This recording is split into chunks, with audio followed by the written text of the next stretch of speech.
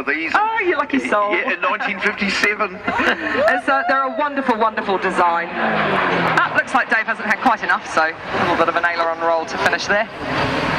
Well, you don't want to finish, do you? It's a very, very special day and a very special aircraft. It's been disgorging people for more than 10 minutes. It really has, and it's fabulous all black colours.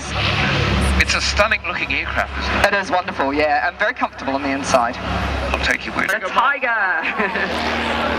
Yep, so we're going to see a couple of Tiger moths here today, ladies and gents. That one particularly belongs to the New Zealand Air Force historic flight.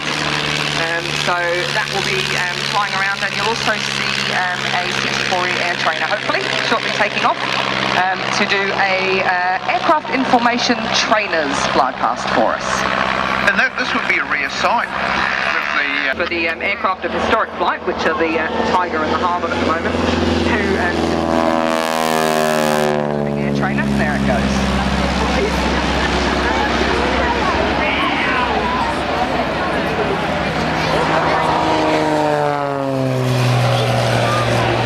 But she's also been a former member of the Red Checkers formation display team.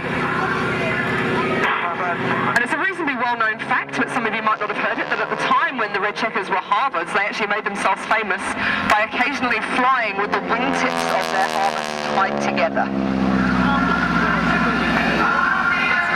Sort of preempted what Kiwi Red did with the plug Exactly, that was a different iteration of that using jets. And now this.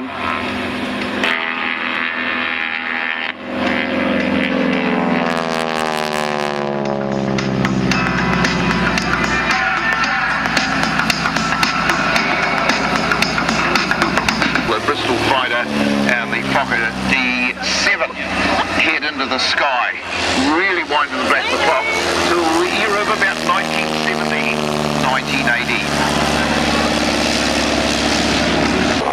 There's supposed to be. Fez has run away. Fez will give you your prize, Ty.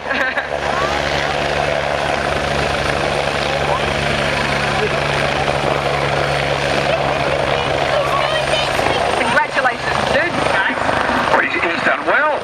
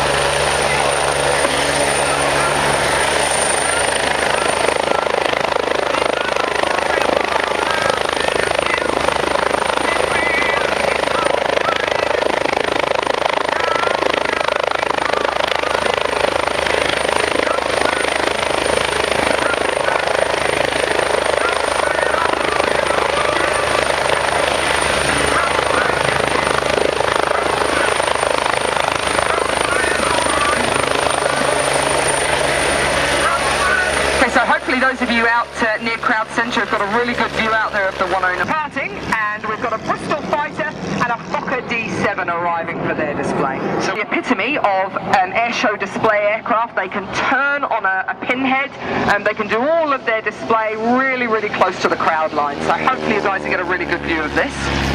And while they're showing us their beautiful aircraft, that brings me to the second kiddies question of the day. Now this one is a tiny, what is the oldest type of aircraft on display at the airshow today? What is the oldest type of aircraft on display at the airshow today? It was extraordinary at the time, which is how manoeuvrable they were. The Bristol fighter, which made its operation debut.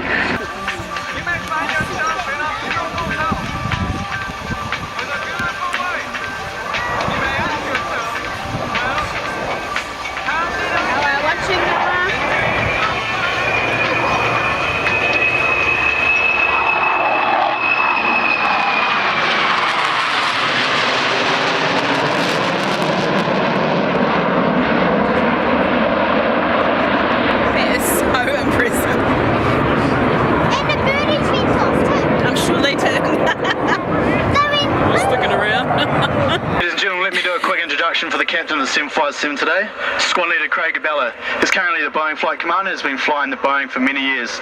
In the co-pilot seat we have Flight Lieutenant Garrett Brown. He's one of our most senior co-pilots and soon to be upgrading to a captain. In the air load master seat we have Flight Sergeant Kenny Murray. Kenny Murray has been around the Air Force for many years and very experienced. Cool. This will be our clean low-speed pass.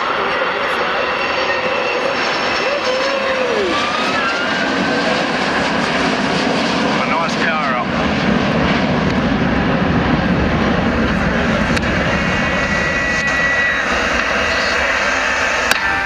50 knots indicated. That will be the V&E for our aircraft at this low level.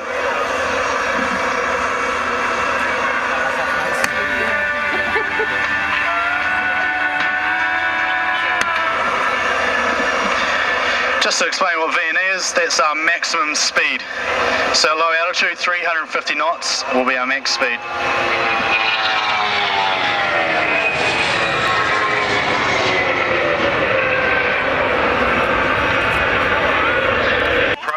They've got several machines there that unfortunately they haven't got FPOS, but it's an opportunity because the view from above over Ohakea will be absolutely amazing. It would be pretty stunning, yeah. Get yourself up at 4,000 feet if you can. But yeah, which is very, very important in the role that they have.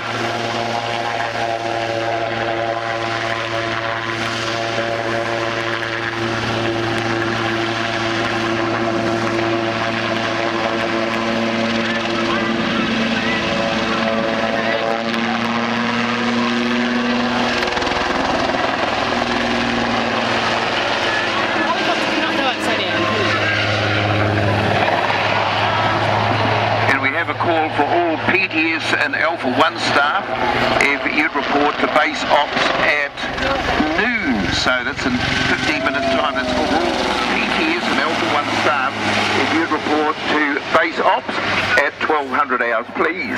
Helicopter just goes up, along and down. They don't realise the angles of banking they can do and the fact that there are some helicopters that can loop. yeah, absolutely, yeah. There are helicopters that can loop. This one obviously does really quite nice pivotal wingovers like that, showing you. And you're right, it is a big aircraft. It's actually a twin-engine helicopter, this one. However, it can fly on one engine as required, and each engine gives 1,800 horsepower. So it's standard helicopter manoeuvring, so some sideways flight, a little bit of turning into wind, backwards, and then one thing which I really like this aircraft when it does this, a tail slide up at the end. So that should be a really good moment for a camera. And if you've got a good enough zoom, you'll be able to see the crew on board. So the aircraft today is being flown by Commander James Taylor. He's actually the CO of 6th Squadron up at...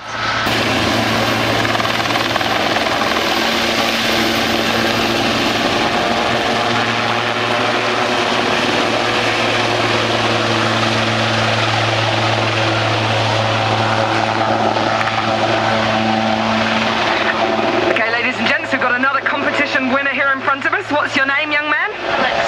Alex. Hello, Alex. So you're going to put our simulated survivors out there being ably dragged along the runway in their boat. So they've had their MAD dropped to them, and now the Sea Sprite is going to commence its winch of our survivor. Now, we talked about the two guys up the front, two pilots on board this one today, but obviously in this role, the most important person on the helicopter is the crewman at the back. Today, that's Petty Officer Nathan Tamahana. On board our simulated boat is the winch person for today, fondly known as the Winch Wench, Flight Lieutenant Kaylee Martin. She's been in the New Zealand Air Force for many years and has got to the stage where she has enough experience to be able to volunteer for winch person duty. And the Iroquois, we look coming at us head on from the far side of the field here, and what an impressive sight. You almost say good morning Vietnam. Here they come now. They had hundreds of them en masse. That familiar sound, the wop-wop. That's right. It's the sound of a radial engine, the sound of an Iroquois approaching are really iconic sounds, and looking off to the distance there, that really is an amazing sight. So hopefully all of our helicopters are going to be able to come together for a mass hover to So this is going to be an awesome photo opportunity. 4 Iroquois, a Sea Sprite and a Sioux, all in the same area, coming in for a mass hover, and then they're going to depart, and we'll commence with the rest of our helo demonstration, which will be the Sioux following this.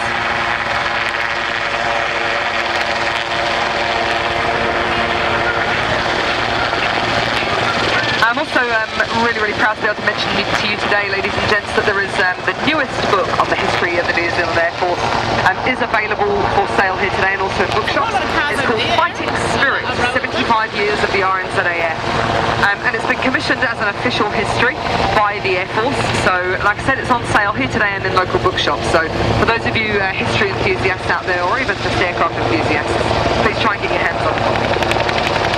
It's a must read, I would imagine. So, you can follow 75 years of the Royal New Zealand Air Force, which is the reason we're celebrating today in absolutely perfect condition. So, the Sea Sprite is hovering and it is joined by the Bell Iroquois.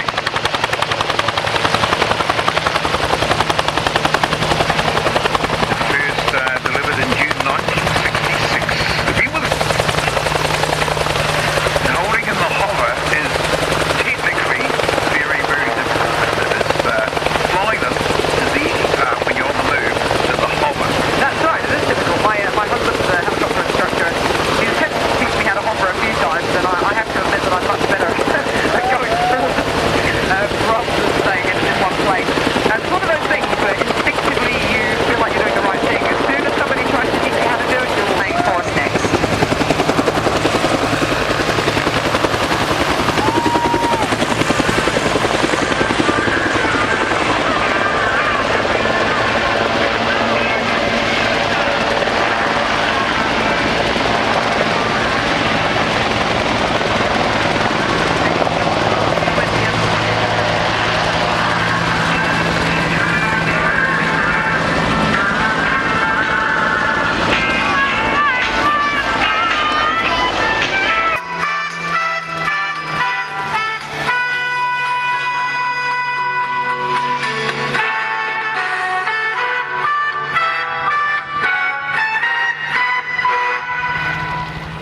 What other piece of music? Well, what a and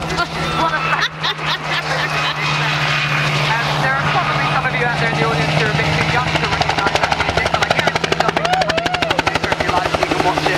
The theme tune from the amazing TV show MASH. So, this is the Bell 47G Sioux. This one's tail number NZ3706 for those of you out there with little black books. See me quite a few times before his display today just to make sure that I had all the commentary down pat for him, because he kept saying he's flown 12 different types and the Sioux is by far his favourite of them all. He also said it was a bit of a worry putting him on in the middle of the air show, because once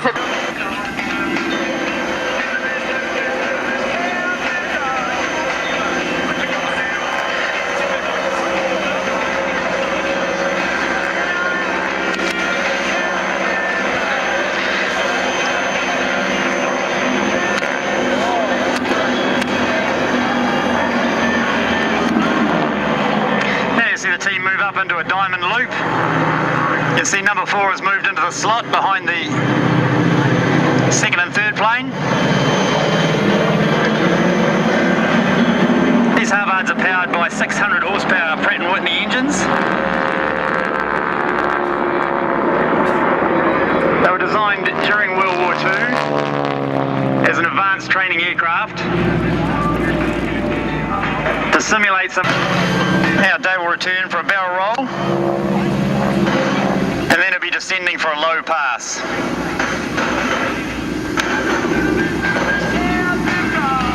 During their time in RNZAF service, unfortunately 77 of these aircraft were damaged or destroyed. A lot of the others, when they were taken out of service in the 1980s, early 1980s, were purchased by private owners and became the basis of the Warbirds Association.